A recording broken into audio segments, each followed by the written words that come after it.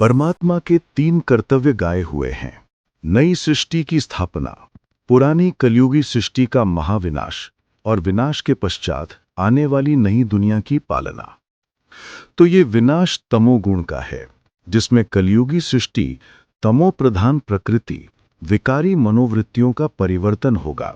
इसलिए इस महाविनाश को कल्याणकारी कहा गया है। प्रकाश का आना अर्थात अंधकार का विनाश होना। तो ज्ञान सूर्य परमात्मा जब सतोगुण की रचना करते हैं तो तमोगुणी सृष्टि का परिवर्तन भी निश्चित ही है। इसलिए इस कलयुगी दुनिया का अंत होना अर्थात आने वाली सुख शांतिमय, श्रेष्ठ और संपन्न दुनिया का आरंभ होना। परंतु ये कलयुग कुछ दिनों में या कुछ महीनों में ही समाप्त नहीं होगा। इसके समाप्ति की भी एक बड़ी प्रक्रिया है, जिससे पृथ्वी से लेकर ग्रह, तारे, आकाश गंगाओं तक समस्त 5 तत्व अपनी रचना और स्थान परिवर्तित करेंगे। प्यारे शिव बाबा ने अपनी वाणी द्वारा इस पृथ्वी पर अंतिम विनाश की प्रक्रिया कैसे होगी, इसके इशारे समय प्रति समय हमें दिए हैं। उनमें से कुछ अव्यक्त महावाक्यों द्वारा अभी हम इसे जान लेते हैं।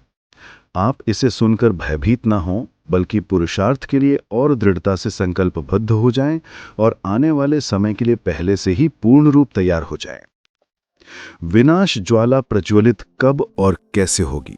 जैसे ब्रह्मा की आत्मा का समय के साथ गहरा कनेक्शन है, ब्रह्मा का जन्म और संगम का होना। अगर ब्रह्मा का पाठ नहीं होता तो संगम भी नहीं होता। ब्रह्मा के साकार पाठ की समाप्ति और अन्य पाठ का आरंभ होना, यह भी समय को समीप लाने का आधार है। ब्रह्मा का पाठ समाप्त अर्थात संगम युग समाप्त। तो जैसे ब्रह्मा की आत्मा का समय के साथ गहरा संबंध है, वैसे ही जो फॉलो करने वाली समीप आत्माएं हैं, उन्हों के हर कार्य का भी समय के साथ उतना ही समीप संबंध है। वो जैसे समय की घड़ी बन जाते हैं। जैसे आपके सामने समय की घड़ी साकार बाप था, उनकी स्टेज को देखते आप समझते थे कि कुछ होने वाला है, समीपता लगती थी। ऐसे आप लोग जो निमित्त हो, वो भी समय की घड़ी हो। आपकी संपन्न स्टेज के आधार से पुरानी सृष्टि के विनाश की डेट स्पष्ट होगी।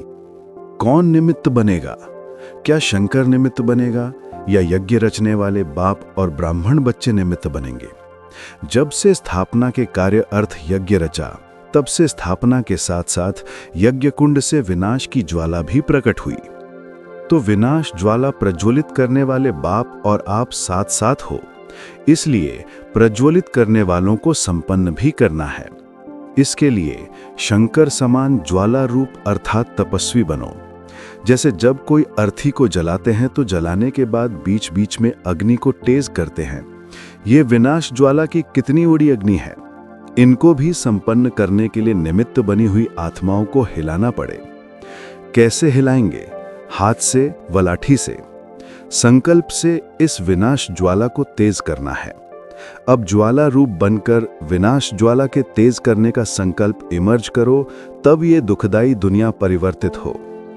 विनाश ज्वाला को पंखा देने के लिए चारों ओर विशेष संगठित रूप में योग के प्रोग्राम चलने चाहिए, क्योंकि योग अग्नि से विनाश की अग्नि जलेगी। वो है विनाश ज्वाला और ये है योग की ज्वाला। तो ज्वाला से ज्वाला प्रज्वलित होगी। जैसे बेहद के विशाल स्वरूप की सर्विस तीव्र रूप से करते जा रहे हो, ऐसे बेहद की उपराम वृत्ति भी तीव्र चाहिए।